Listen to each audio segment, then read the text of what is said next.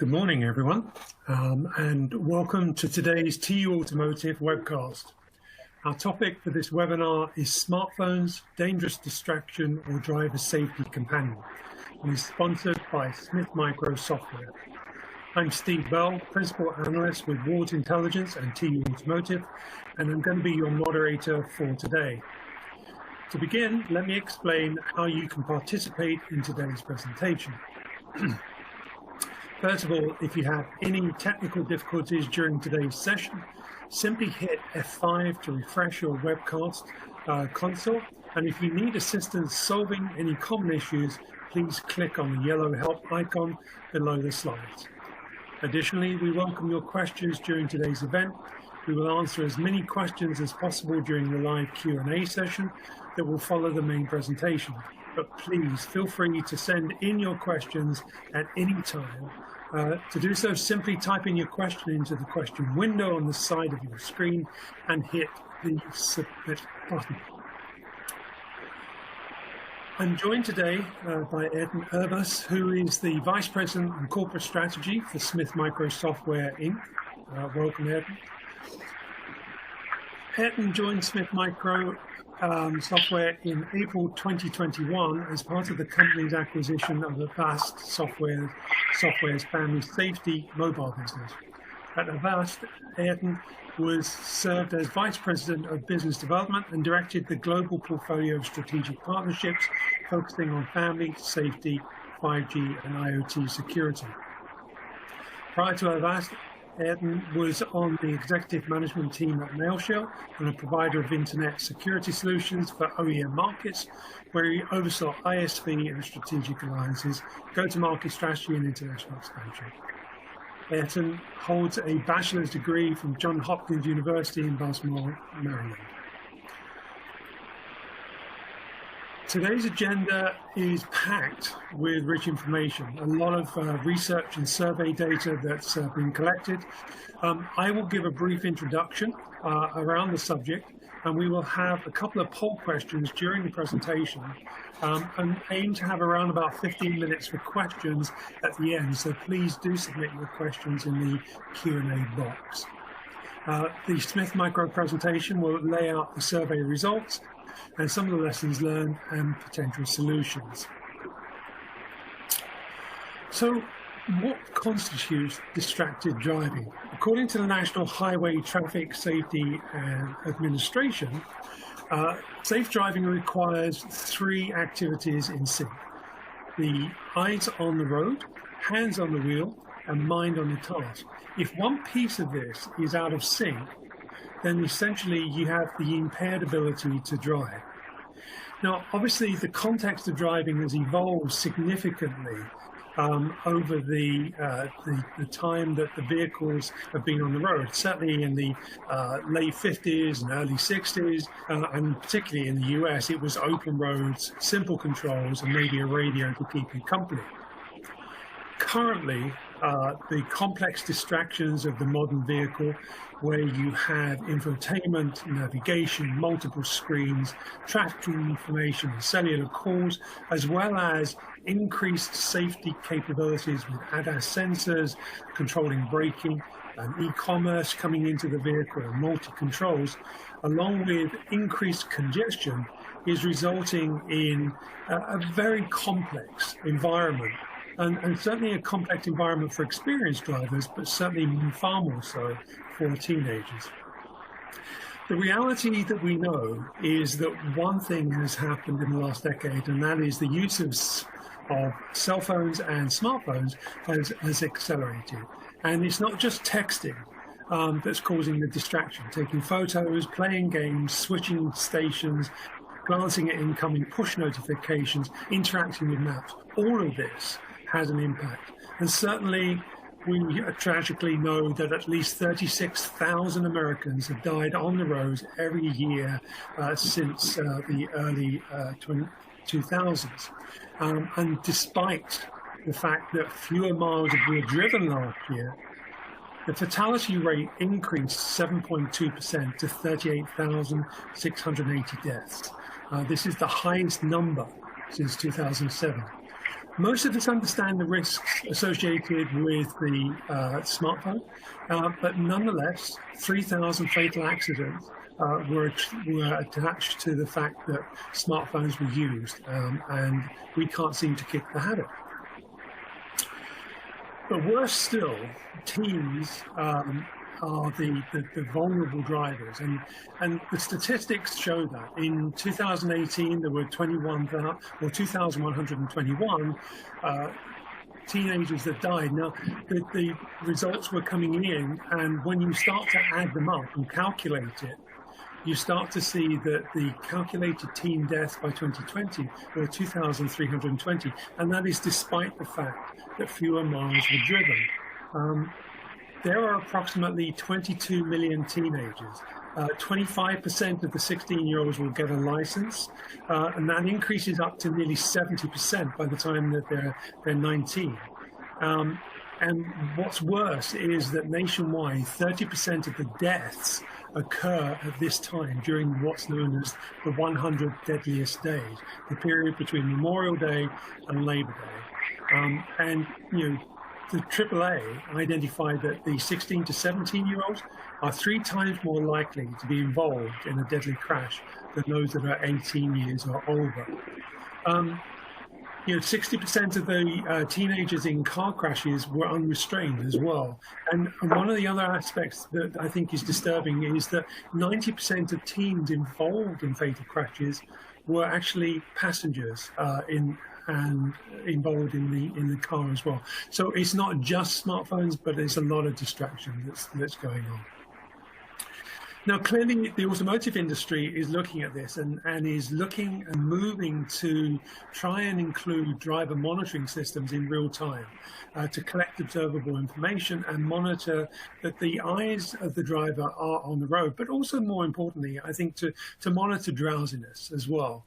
Of the 15 normalized services that we've looked at recently in 20 automotive brands in the US, 6 features really have been 100% adopted. And of those, we're starting to see speed, valet, and curfew alerts, which are associated with this monitoring process in 12 of the brands. What's more is that in Europe, from 2024 onwards, the Euro NCAP 5-star rating is not going to be possible without having those driver monitoring systems in. So there is definitely a distinct movement in the industry to do that. However, as everybody knows, it's very difficult to separate teenagers from their smartphones. And so is the smartphone actually not only a distraction, but a mechanism to enable better conversations between parents and teenagers, but actually to motivate them by building on their intrinsic desire to be good drivers and good citizens and good kids.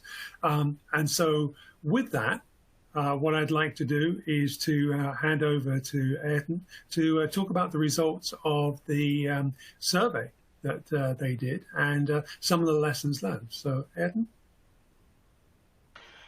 Thanks, Steve. Good morning, good afternoon, everybody. My name is Eytan, and I'm with Smith Micro. Yeah, we're going to talk a little bit about what we learned through this survey that we recently conducted and what we think it means for everybody on the call and some opportunities as well that come with that. So first, real quickly, we'll keep the commercial to a minimum, but just for context, Smith Micro is a software company. We've been in business for a long time, more than 400 employees, and it's a publicly traded company. And what we really do is simply put is that we provide software and solutions and services to the carrier market, particularly the mobile carriers, but also internet service providers. So we're talking about customers like Verizon, AT&T, T-Mobile, and a significant part of our business, not the only part, but the part that's most relevant for today, is that we are in fact the leader, and I say the leader in that we are the biggest, most robust, most widely deployed solutions around family digital lifestyle. And what we mean by family digital lifestyle solutions are apps and associated services that carriers provide to their subscribers that help them understand what their families are doing online. At its simplest level, it's where are your family members and what are they doing? And a part of that now is that we have functionality that helps families manage and have healthy discussions around their driving habits. And that's what we're going to focus on, obviously, today. And for context, this was a survey that we did use a third party to help us conduct this for credibility and also to make sure that it was done properly. And we were talking about a little over 2,000 respondents. So we have a statistically valid sample. Again, we were focusing on American drivers or parents of teens. So first off, I think it makes sense to put a little context, kind of where do we sit? This is sort of a modified Maslow's hierarchy of needs. And you see down at the bottom, I mean, the most fundamental, and we're talking about these digital needs, and that's for the purpose of this conversation, we'll focus on digital needs. At the foundation, you need to be connected, right? You need to be connected to the internet or a mobile network. You need battery, Wi-Fi, phone, et cetera. But really right above that is where we sit. I mean, that's a pretty fundamental place. Safety is ultimately what families care about most.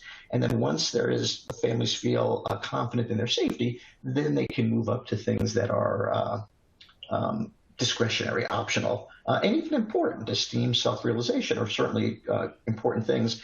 But we're talking of a pretty important level down near the foundation of families' digital presence when we say safety. And that's where Smith Micro sits. So let's talk about what we learned.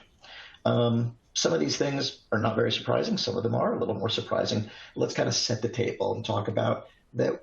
When anyone who's ever had a teen driver probably would agree with this. Very few parents start off comfortable with their teens driving when their teens first get their license.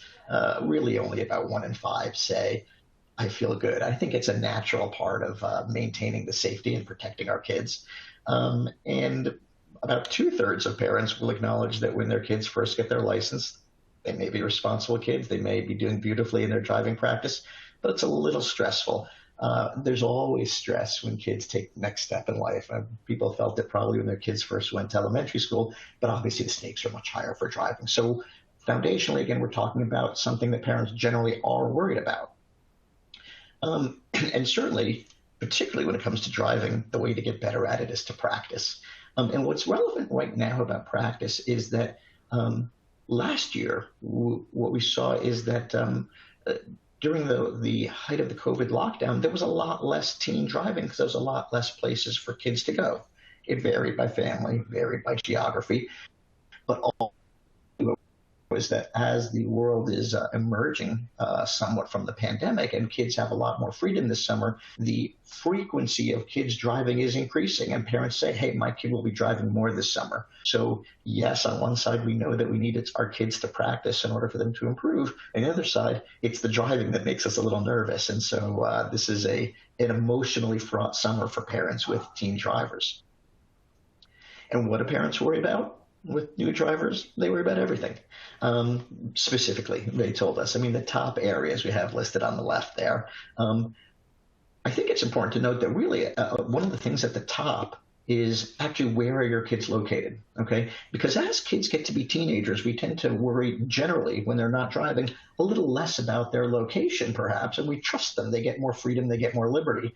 But as they become drivers, it's not just are they speeding, are they having car trouble? Certainly there's fundamental safety, but it's location. And that's relevant for us because location is something that technology can address. I mean, we can create tools that help parents understand where their kids are physically in the world. And so among this long list of everything they worry about, their location, as well as the obvious car-related stuff listed on the left there, is pretty important. I'm going to let Steve tackle. We have a poll question. Yeah, thanks very much, Eytan. So what is the most common distraction for you when you're driving? Is it smartphone use of the climate control, other cars on the road, passengers in your vehicle, or music selection? And whilst I give the audience a few minutes to make their selection, I'm going to apologize to you for calling you Eytan as opposed to Eytan. It's so common to listen to the Formula One drivers, and that's why I always get mixed up, so I apologize to you. So let's sort of see what the response is and whether that coincides with what you learned from the survey as well. 47% say smartphone use. Very few climate control. I guess they don't adjust it, although it probably would be in Portland at the moment. Or other cars on the road, 17%, and music selection, 26%. Passengers in the vehicle was 8%. And that's probably the most surprising one, because I think the teenagers in vehicles seems to be one of the issues that came up, at least from AAA and others. So what do you think, Eytan? Yeah, well, I mean, I think that certainly, I think even this applies not just to teens, but obviously adults who are responding here in today's survey that we're doing at this call. Everybody is distracted by smartphone use, and we're distracted not just when we're driving. The number of times people are talking to each other and still reach for their phones. This isn't a surprise, but I think that means it's doubly so for new drivers who may not be quite as comfortable on the roads yet. All right, I'll let you get back to your presentation. Thank you, Steve. So, all right, we've started with the notion that parents are worried when they have new drivers, and that's not particularly surprising. But I think one of the things that we have to layer on top of that is that parents' fears actually are realistic. This is not just unfounded worry. And Steve referenced this in some of the statistics that he shared at the beginning of our meeting today.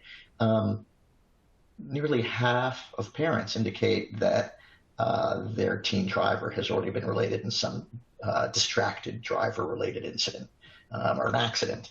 Now, that may not be specifically smartphone caused, but the idea is that parents are concerned. Now, it's 40% of teen drivers and 40% of our immediate family. I think we can recognize that, like everybody knows, that car accidents are a very real concern. And among the areas that teens have more freedom, the stakes are highest, perhaps, when they're driving, just because of obvious driver safety. So we're talking about something parents are worried about and something that is a real problem. So when we get to the part where we talk about what to do about it and solutions, this is not an example of technology industry creating a solution in search of a problem, right? A solution for something that isn't real. This is a real issue. Parents are worried, and their worries are well-founded.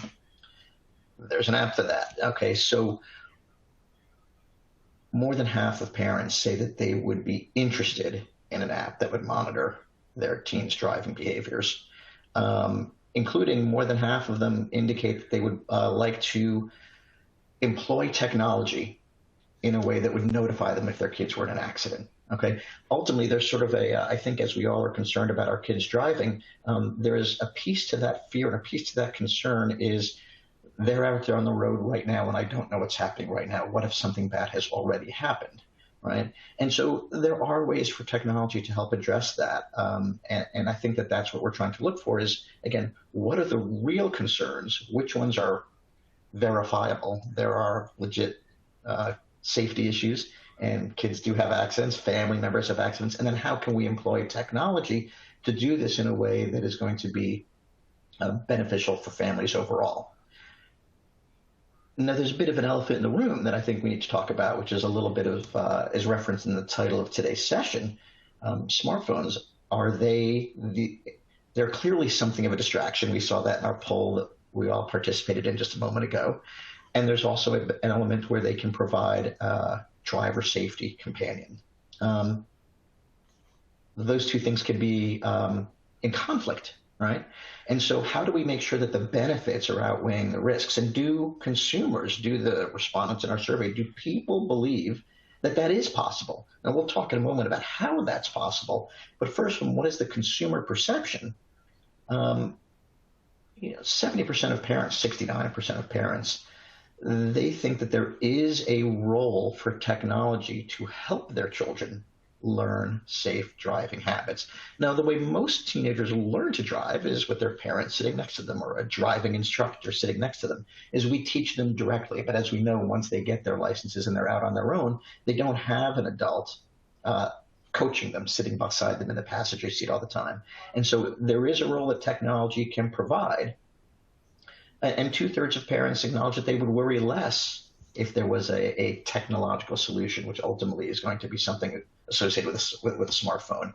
So we believe that there is a way that we can provide real value without increasing the risk profile. The benefits outweigh the risks associated with smartphone use. And we also believe that generally, and we believe because we're in this business, digital parenting tools are in demand, okay? We, as I referenced at the beginning of this call, we work with many of the largest service providers, mobile operators, both in the US and outside the US. So technology that we deploy through these partners is deployed to millions of people, millions of families around the world. And it's clear that they believe that certainly half of them are pretty confident that they could teach their teens safer driving habits through digital parenting tools and increase their peace of mind. And people will pay for peace of mind. Most people don't buy insurance just because you can't buy insurance when something goes wrong. Insurance is a peace of mind as well as a safety tool. These apps that we provide and these solutions that we can provide really are a peace of mind issue. There is always going to be some percentage of parents, and we saw it was about 17%, that wouldn't consider using this. I think it's perfectly appropriate for us to talk about to whom does this not apply? What are the parts of the market that may not be available to us? But from a technology perspective, we think that we can actually help. We can help parents with greater digital parenting. Steve, I'm going to let you talk to our attendees about what else we could learn from them. Absolutely.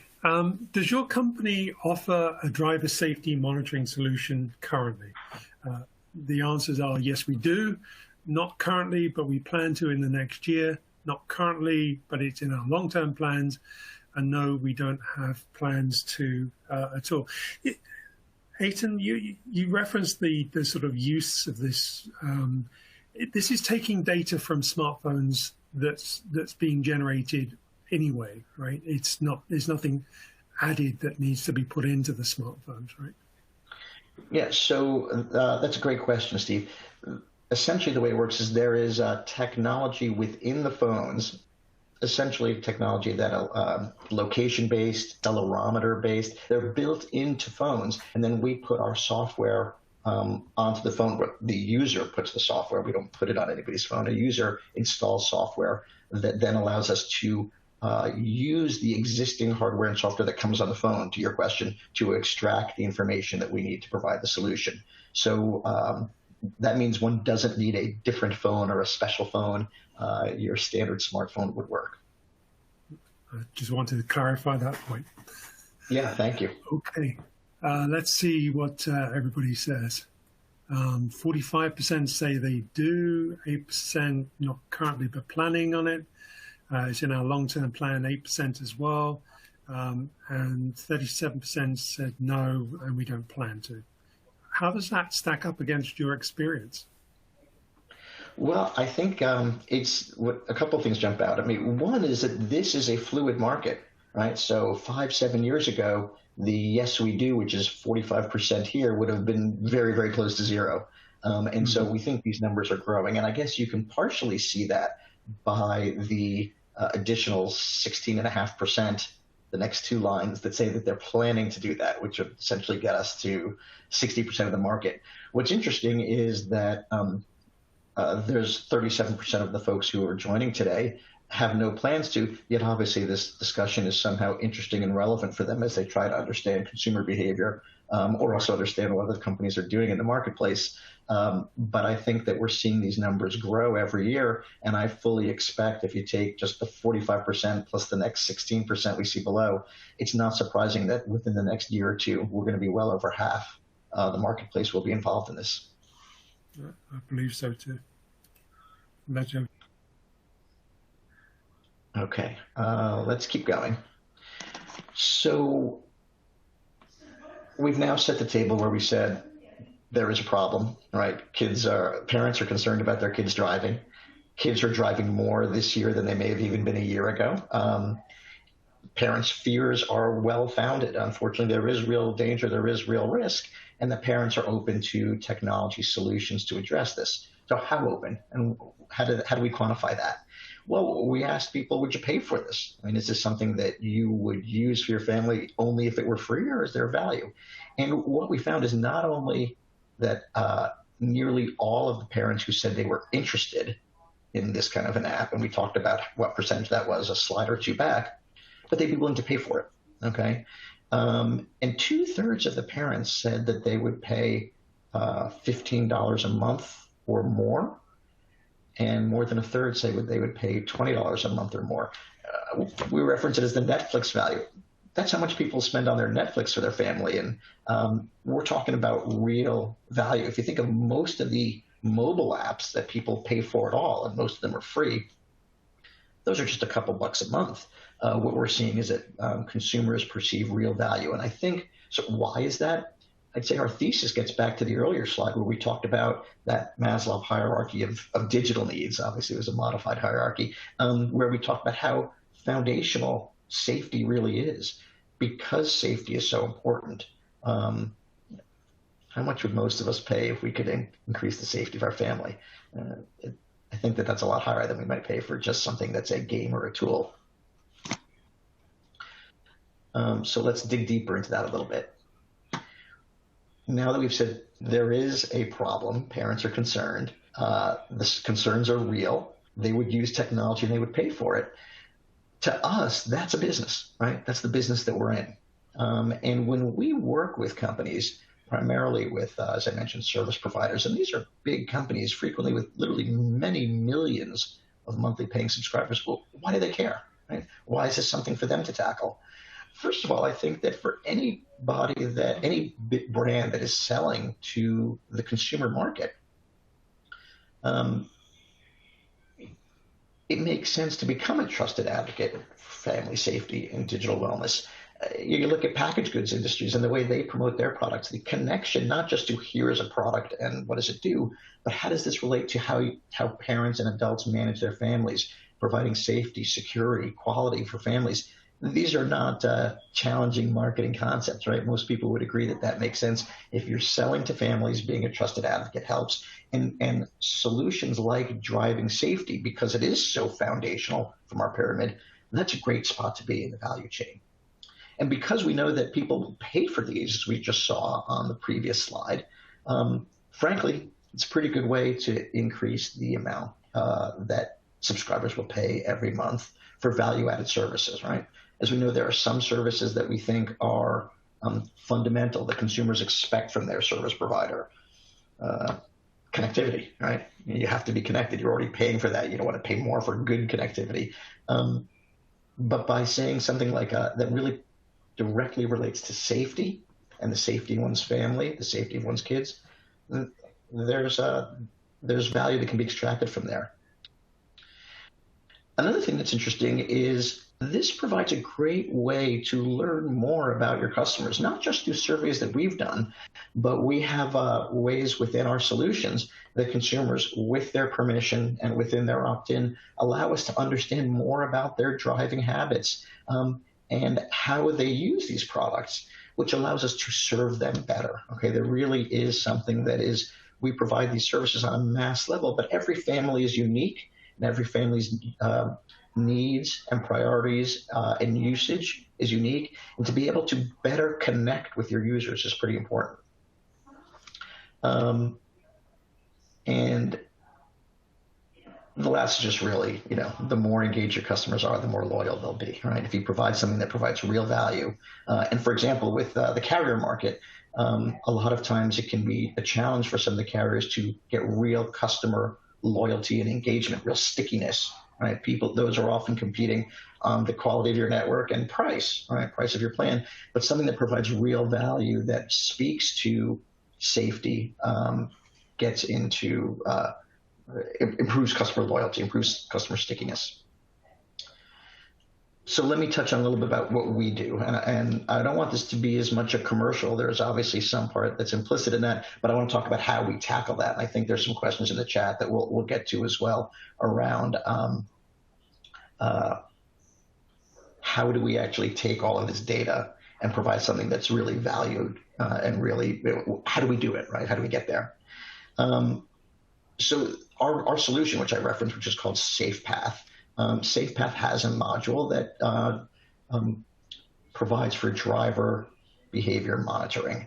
And there's a bunch of features in that. It lets you know where your family is. It has a way to quantify their driving behavior through scores, certainly collision detection. Ultimately, people want to know if my family's been in a collision. I want to know that. And the types of things that we're looking at are Are people speeding?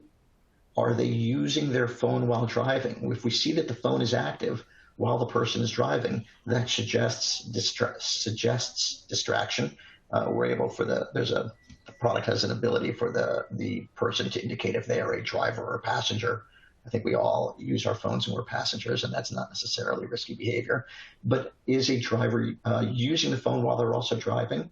Do we notice things like aggressive acceleration, hard braking, hard turns? And how do we do that? It's both the software that we put in our app, but also some of the software and hardware that's in the phone itself, to Steve's question a few minutes ago. And obviously things like, where are they located, and are they in a collision? So we're trying to take all this, and then ultimately how we present that to families, how we present that back to parents, is what's useful. And one of the things, I guess, before we get into that is what we're trying to do when we look at this information. What we think is a really important nuance is to try to make sure that the resulting data that we present creates healthy family conversations. All right. Our belief and the way we design our solutions, we're not looking to be sort of a policeman in the car, or have the teen get into trouble.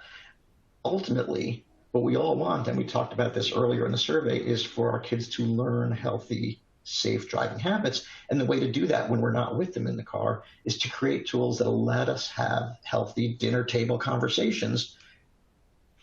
Hey, John, when you were out earlier today, it appears that you might have been a little bit aggressive in your braking, or we saw evidence of some really hard turns. We weren't with you, so we're not accusing you of anything. Let's just talk about where were you, what happened, was anything you want, any questions you have, and facilitating conversations. There's no technology that can or should try to replace parenting. What we want to do is create tools and mechanisms for parents to be able to engage with their teens.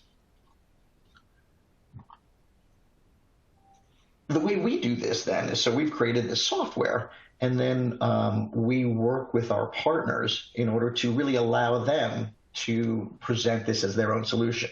So, for example, when I referenced that we provide these solutions through all of those mobile operators, part of our business strategy is we do this as a white label program, meaning the solutions that are sold by our partners are under their brand. So we build a technology, we customize it to their brand, and then they sell it to their customers. So they really kind of get the halo effect of being that digital safety partner for families, for creating healthy digital family lifestyle tools. But we're behind the scenes. We're the enabler of that, okay? And those include not just the driving safety, but things like content filtering, screen time management. Again, back, as I mentioned at the beginning, where are your kids and what are they doing? That's really what we're trying to help parents answer. And there's a lot of options with families to use these products as it fits best for them. And as I mentioned, we go to market by letting our partners be the hero. So we can do white labels. We can also do co-branding, and sometimes that's appropriate for partners who want to be able to say we've worked with experts in this field, but that's up to each of our partners. And then they can figure out how exactly they want to monetize that, and we do that with them. There are free trials. They do monthly recurring revenues. As we saw, there's a fair amount of value that can be extracted, that people who are concerned about this are willing to pay for it. And we don't just take the technology and hand it to a partner and say, good luck. We are with them throughout the process. So we're the technology provider, we're the solution enabler, and we help them all the way through how to market these products. We have a fair amount of experience and expertise in how to make these solutions sing in the marketplace. And most of our partners are eager for us to collaborate on that part of it.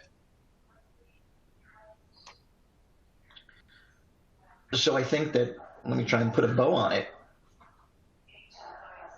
Parents know that there are real risks. Okay, they know that they are concerned about those risks. But we believe that smartphones, which pretty much every teenager carries, rather than just be a distraction for teenagers, a reason that they're reaching for their phones when they shouldn't be, they can be a facilitator of healthy conversations. They can provide the data that families can use to have healthy dinner table conversations with their teens about how their children are behaving on the road and how to improve. And parents are pretty comfortable with the idea that they can receive these in the form of safety alerts, notifications.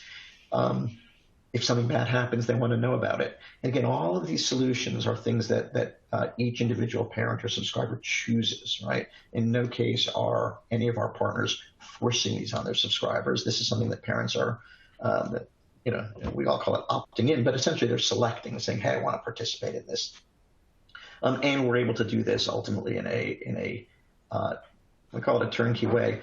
This is the business we're in, right? And so the reason we are the global leader in family digital lifestyle, when I say leader, it's by the number of consumers we support, the breadth of our technology. It really is, this is the thing we do really, really well, is because we can essentially hand this to a partner and say, hey, your brand can have the halo effect. Your business can have the increased monthly revenue from subscription fees. We can help them succeed. Okay. I think that's what I've got for us at this point. I suspect Steve's probably got some questions, and some folks in the audience may as well. Yeah, absolutely, and thank you, Eytan. It's a fascinating aspect. There's, I guess, the facilitating of a conversation with parents about safe driving habits is interesting. I mean, having had teenagers, trying to facilitate any type of conversation sometimes is difficult. But I mean, when you start to think about digital lifestyle aspects, I mean, are you bringing more to the table than just the data? I mean, are you helping parents in that conversation? I mean, how does that play out? Yeah, well, that's a great question. Thanks for asking. So first off, I think that when we say more than data, let's talk about the value of a data-driven conversation. As you pointed out, any of us with teenagers, I have a couple teenagers myself, conversations with teenagers can be challenging, particularly about things that they may be sensitive or a little defensive about. And so getting out of the opinion conversation, you're a bad driver, and into the data-driven conversation. Hey, Billy, we saw today that you were speeding or something, or there may have been a reason. Let's talk about that. So making discussions data-driven is explicitly part of the intent. But as to your question as to are we providing more than that? Yes, certainly we are. Presenting the information in a useful fashion is much more important than just aggregating the data.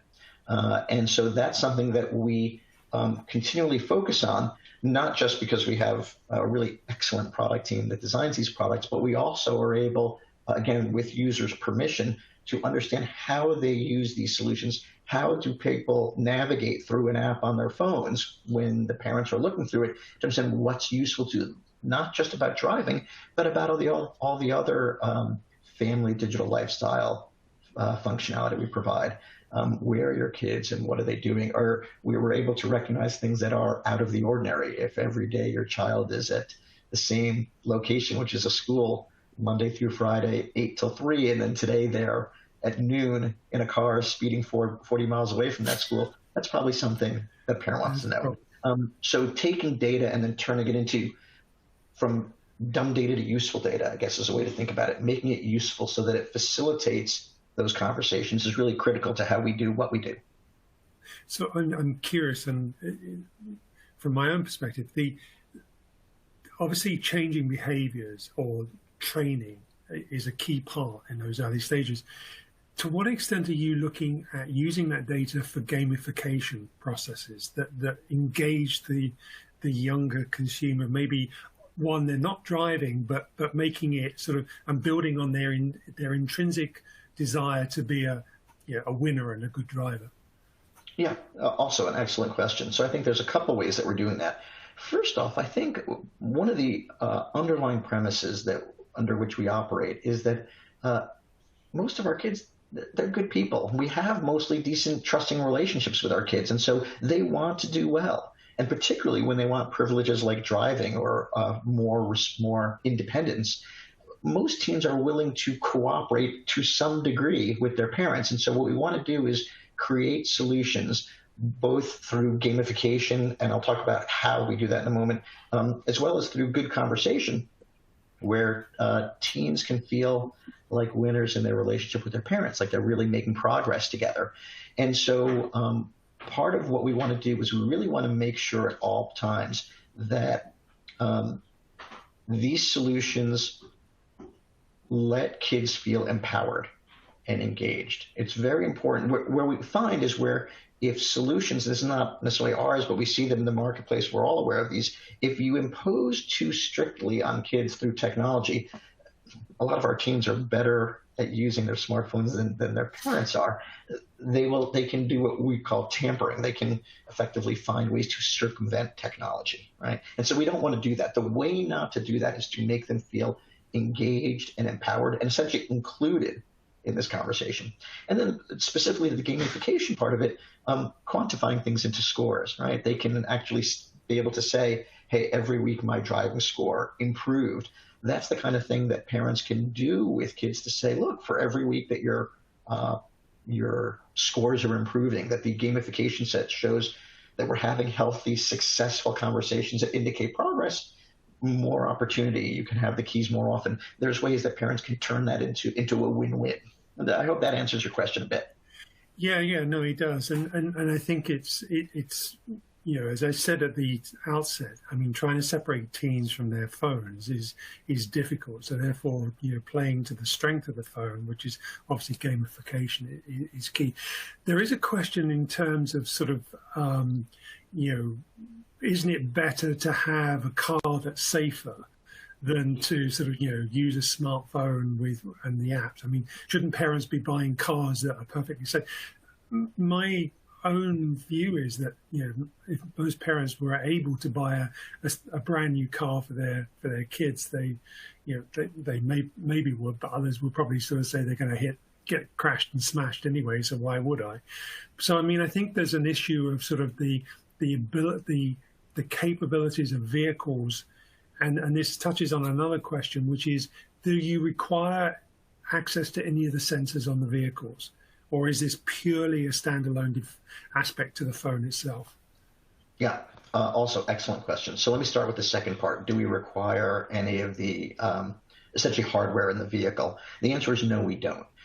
That certainly is another approach. It's technologically sound. The reason we took this approach is essentially because by relying exclusively on the phone, it makes it a little bit more mass market available, right? It is something virtually every family has smartphones. And so the barriers to inclusion, and when we say inclusion, then we're saying the barriers to the benefits are much lower when we rely only on the smartphone. And also, a lot of times, although some of our partners are interested in the hardware available within the car itself, essentially the partners that we're going to market with, they are more able to provide solutions through phones than through car hardware. It fits their business. And so that just means that we can serve more people, bring safety and healthy conversations to more families. Now, to the first part of your question, what about getting a safer car? Yeah, I mean, we always want cars to be safer. We absolutely applaud that. Look, we saw earlier when we talked about the survey question about 37%, I think it was, who are attending today's session already provide these solutions, and another 16, 17% intend to. We're on a road together. Okay, this is a continuum of inclusion in driver digital safety solutions. I don't think the way these are deployed today will be exactly how they're deployed 10 years from now, just as there certainly didn't exist 10 years ago. So the more that auto manufacturers can do to make their products safer, I don't think anybody would object to that. We applaud it, but it's not either or. No, and I think if you actually statistically looked at it, I mean, the average age of the car in the US and I think globally is around about 11 and a half years. Actually went up, I think, last year to sort of 12 and a half. And there's a lot of used cars out there. Statistically, it's probably a higher proportion of used cars and older used cars in the teenage market than there is newer cars. And as I said earlier on, certainly, driver vehicle monitoring systems are coming into new cars and will be part of the 5-star safety ratings that are going to be, NCAP in Europe from 2024 onwards. So we know it's coming. but nonetheless, the reality is it's not there. So use what you've got. So let me ask you another question in terms of, you've mentioned mobile operators as partners and sort of white label.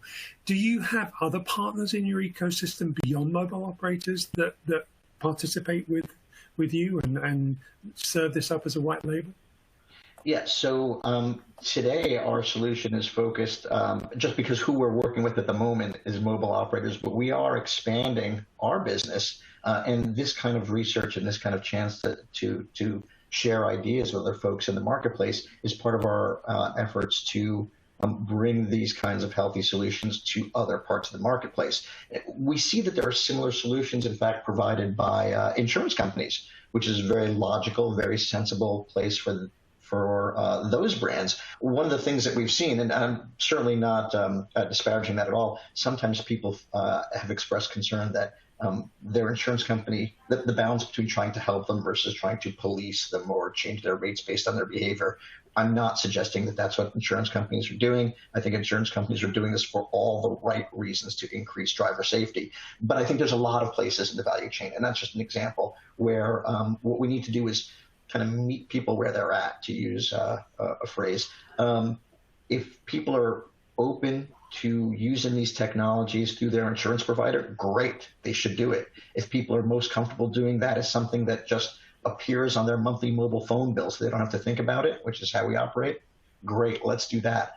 If they're open to buying the brand new safest car that has all the built-in technology exclusively in the car, well, that's also okay. More safety is better, right? And more ways that we can leverage technology in a beneficial fashion without becoming either cost prohibitive or a source of incremental distraction, also all the better.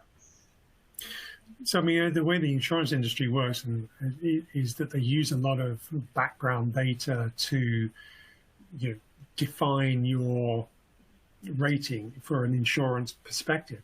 Does ultimately the data that you're collecting, anonymized or if it's authorized, can that become a mechanism for effectively lowering an insurance rate going forward? So from a technical perspective, yes, it could.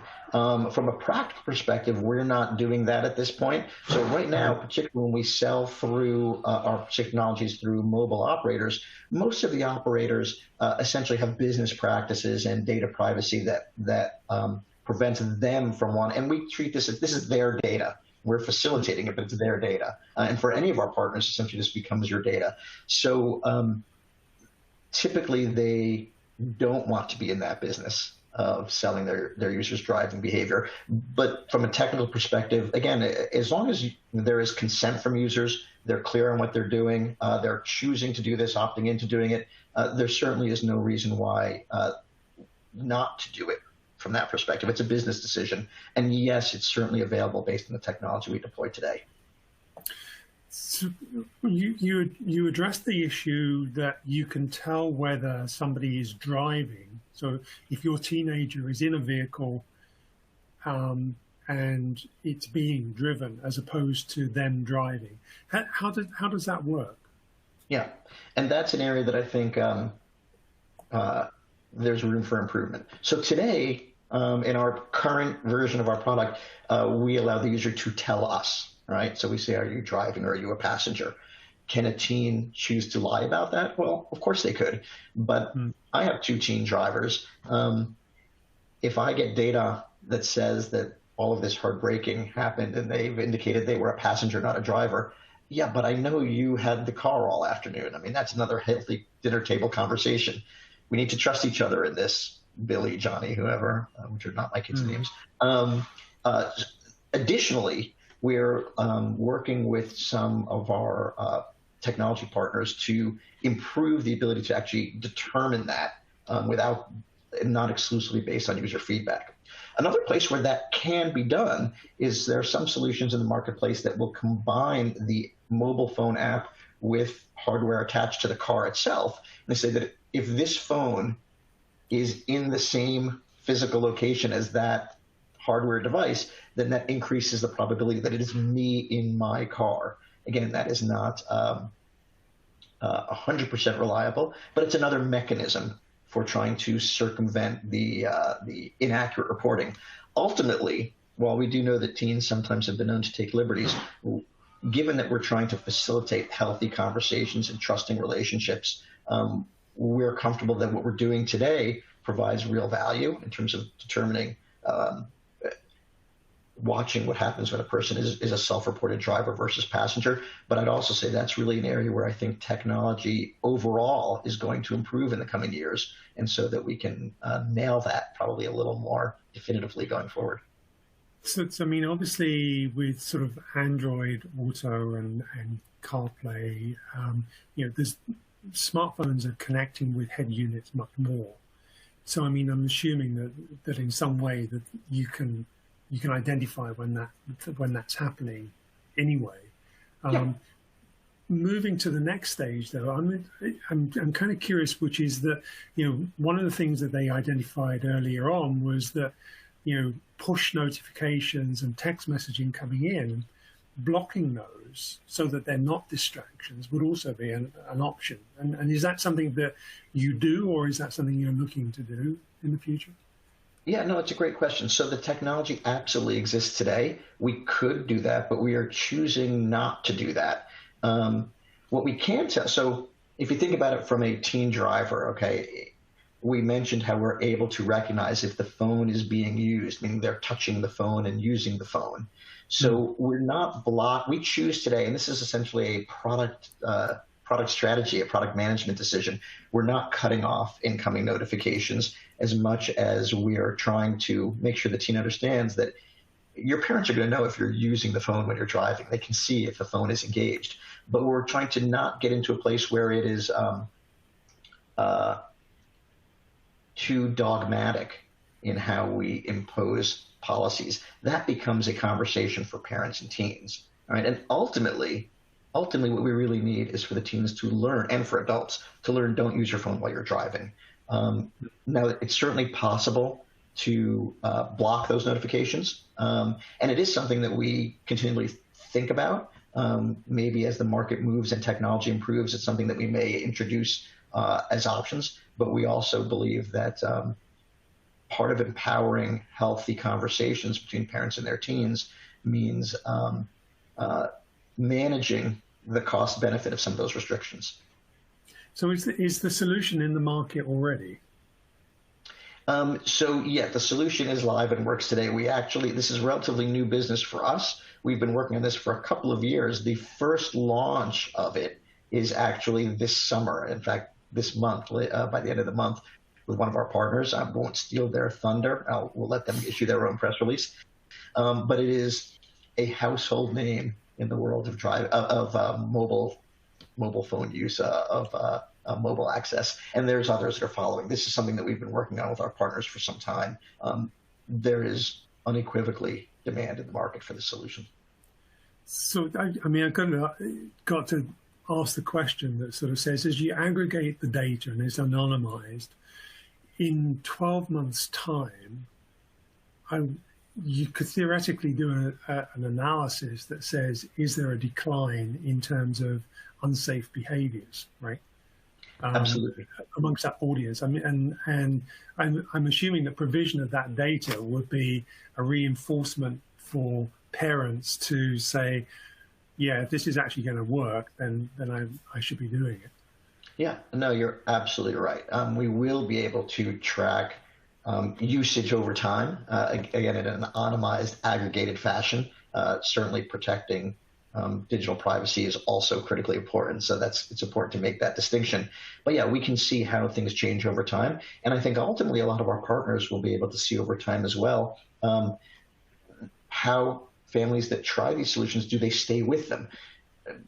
People speak with their wallets, right? And so if people are opting into these services and we see that they're staying with them and those usage of the product increases, the stickiness is there from the carrier's perspective, that's how people vote with their wallets to let us know that this is something that actually is useful. And we can see, are there improvements? Do we see declines in heart braking? Do we see declines in speeding? I think to some degree, though, there's always going to be new people coming into that kind of usage funnel. So the brand new users may not yet have had those healthy dinner table conversations and maybe the least compliant, whereas the people who've been with it for a long time will probably begin to evolve and improve their driving safety habits.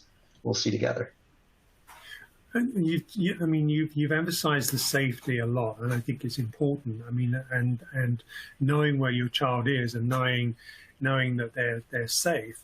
The crash notification facility that's in the app, does that just notify the parent, or is there something else in the ecosystem that happens?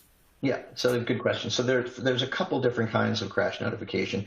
There's sort of a low impact and a high impact, for most easily way to describe it. So if we perceive that there has been a fender bender, first of all, the parents can, on the fender bender level, they can sort of say, I want notifications or I don't. And those can go to anyone in there. How they deploy that is essentially something we figure out with each of our partners. We're able to announce that anywhere, right? To send those notifications anyone on their account. And typically parents would want to know that, but again, it's something of a choice. If it's a high impact collision, then there's automatically a notification. And we have the ability, again, through each of our relationships with our partners, that can also include a 911 notification. There's a lot of ways we can handle that just for ultimate safety. But ultimately, what you want to do is you want to have 100% accuracy, as close to it as possible. So you want as few false positives. You don't want to tell a parent their kid's been in an accident when they have not, as well as you clearly don't want false negatives, failure to notify them when something important has happened.